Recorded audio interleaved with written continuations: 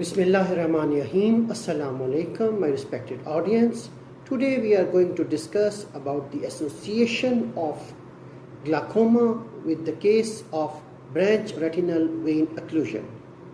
How the glaucoma can cause retinal vein occlusion, particularly branch retinal vein occlusion. So today this is our topic of discussion. The fundus photographs showing the optic discs of a patient who has undergone trabeculectomy with cataract surgeries, phacoemulsification in both eyes.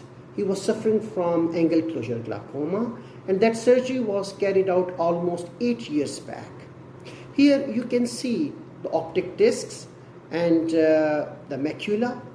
Macula look normal, dry macula, but if you concentrate on the optic discs, the optic discs CD ratio is enlarged, and especially more than that, the cupping was more pronounced. So we will see further slides about the imaging of these optic discs. The OCT imaging of the retinal optic discs. Here you can see the extent of the damage, how much the cupping has gone over there and developed in these two eyes of a patient. Basically, he was suffering from chronic narrow angle glaucoma in both eyes, and the changes were severe over there, advanced changes. So the decision was made about the trab in both eyes, which was done within an interval of some time, but ultimately both eyes had undergone this. Roundabout, you can say in 2018-19, these surgeries were done. Let's have a look about the visual fields of these patients.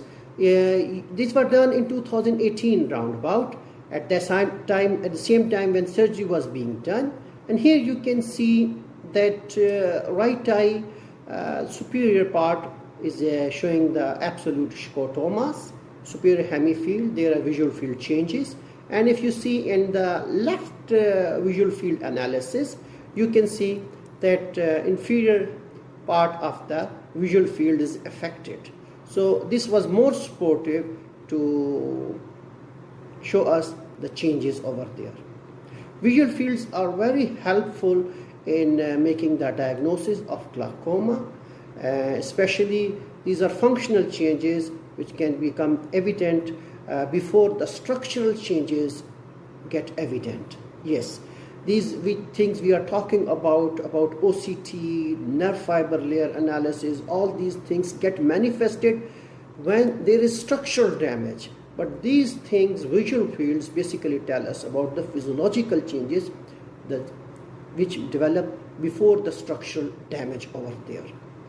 So this is the visual field of the patient. Here it is showing us that right and left, both eyes were affected. In order to confirm further our diagnosis, his OCT, as I mentioned, was done. And here you can see in both eyes, right and left, retinal nerve fiber layer analysis was out of normal limits, and also minimum rim width, which is also being done in the both eyes, they are outside normal limits. Yes, this is the OCT of the patient which was done at that time. 7 years, this patient has developed decreased vision in the left eye. Here you can see on examination, he has got branch retinal vein occlusion. Yes, you can see hemorrhages which are occupying basically the macular area. Along with there are hard exudates, and basically this is occupying the posterior pole. So this patient was suffering from glaucoma, chronic angle closure glaucoma.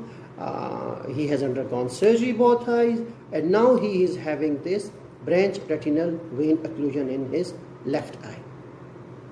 One thing to mention, his pressure was controlled after the glaucoma surgery. It was not increased. It was normal within the physiological limits, and being regularly he was followed up. There were no spikes, nothing like that. And as I mentioned, he was angle closure glaucoma. So basically in our region where we are working here, most of the patients in glaucoma fall into the category of angle closure glaucoma or narrow angles.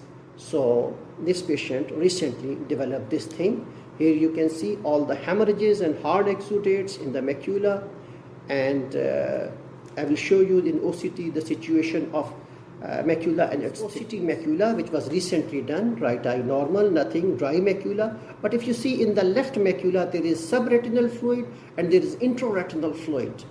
All these things happen as one of the complication of the branch retinal vein, which can be shown over here, and you can see how the retinal thickness has increased significantly. Angiography, which was also done, and here you can again see the subretinal and intraretinal fluids, and basically at the level of outer retina there is a hyporeflectivity. So this is the classical case of branch retinal vein occlusion. We talk about branch retinal vein occlusion. Usually they happen more towards the supratemporal arcade, and where there is more crossing of arteriovenous junctions are over there. This may be major branch retinal vein occlusion, or it may be macular, yes, involving the macular area, as shown in this case. Also, one thing very important is that it may be ischemic or non-ischemic. It is very common after the diabetic retinopathy. The most important, no doubt, is diabetic retinopathy patients which come to us with diabetic complications. But after diabetic retinopathy, this is one of very common disease which is encountered by the physicians. And one thing very important is that branch retinal vein occlusion may be ischemic. Ischemic, we call it when more than 5 disc diameters of the area is involved. So this is quite common entity which is routinely encountered by the physicians.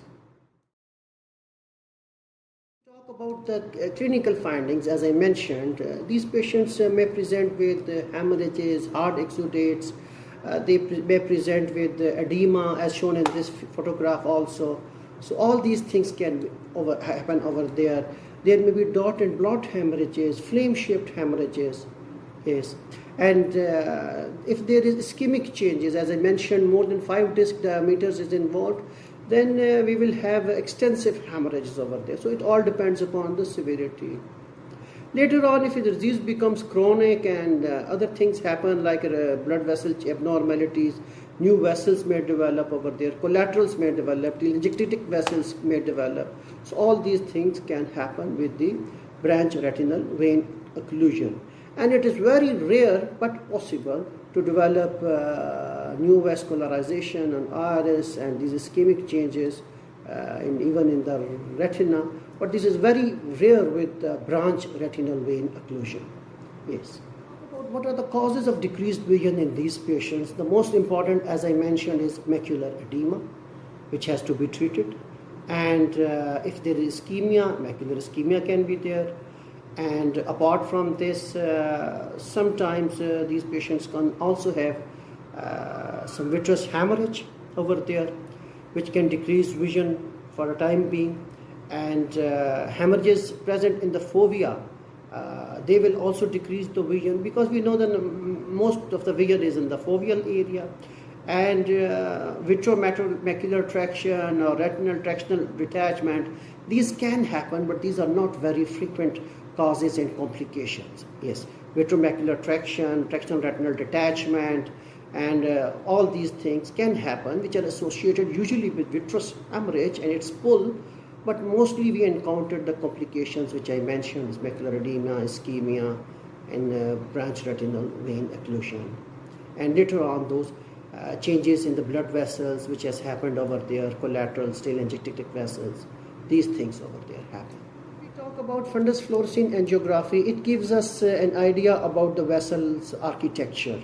Yes, there is usually delayed filling because of the branch retinal vein occlusion. It tells us the retinal macular ischemia, macular edema, at the level, how much area is ischemic over there, which location is the blockage over there. So these information can be gained from the fundus fluorescein angiography. I showed you earlier, it was done, it is very good in detection, the qualitative as well as quantitative measurements of the macular edema in the, as it showed over there, subretinal fluid and intraretinal fluid, and quantitatively it tells us how much edema is over there. But one thing very important is that the inner retinal and inner and outer segment junction of the photoreceptors, that is ellipsoid zone. If that ellipsoid zone is affected in OCT in any patient in branch retinal vein occlusion, that has a prognostic value. Yes, these patients on whom the ellipsoid zone is affected, their visual will be affected even after the resolution of the hemorrhages, because the retinal photoreceptors are damaged over there. Yes, so this is also very important prognostic tool which helps us in making a decision about the future vision of the patient. Decide to go for the investigation of this patient to find out what is the systemic cause over there. We should start with the complete blood count, very important, along with the coagulation profile of this patient, what is the coagulation time, prothrombin time, all these things should be done. And apart from this, we should take a proper history about the use of the oral contraceptives in the patients. And also very important, we have to involve his medical specialist who is treating his general condition. And we can go according to the patient's history. We can order further investigations like protein C, protein S, antiphospholipid antibodies tests, all these things which can be done over there, anticardiolipin.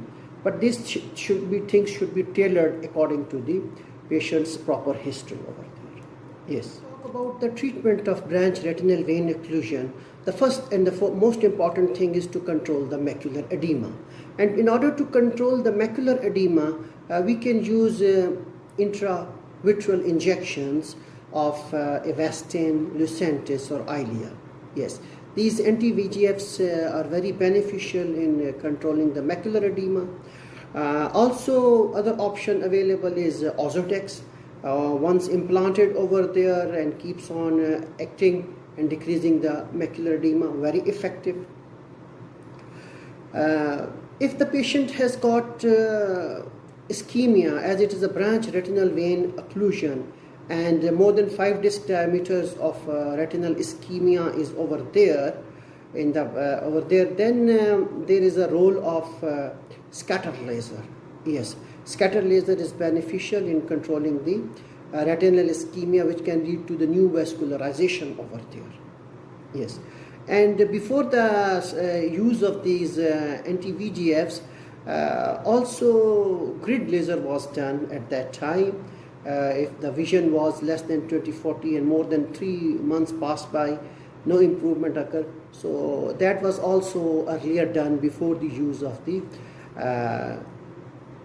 intravitreal injections. So these are the different treatment modalities which are being used to control the macular edema, as well as if there is a retinal neovascularization. But along with this, when I'm talking about this particular case, this patient also has a history of glaucoma, and his coagulation profile, his PT, prothrombin time, was raised. So this patient, especially if we talk about, also need medical specialist intervention to find out the causes, why he has got the hypercoagulable state, anything which is affecting, because this is the first episode. If we do not treat this condition and we only concentrate on the local causes, that is macular edema or new vascularization, then they very much possible that this patient may develop other episode in the same eye or in the other eye. So this can happen. No doubt, this patient had history of glaucoma. Glaucoma can cause retinal vein occlusion, hypertension, hypercholesterolemia, hypercoagulable states. So all these things can act. So this is, I want to say, it is not a single thing which should be considered over there when we are treating a patient. It is always a combined effort from the medical specialists, internal medicine and ophthalmologist. Ophthalmologist treating basically the local causes over there, macular edema, new vascularization. But if we have to control further episodes and we have to go to the root cause of the disease, especially if in our investigations, as I mentioned, this patient has hypercoagulable state, then we need the help from the medical specialists who will find out the cause and treat it accordingly.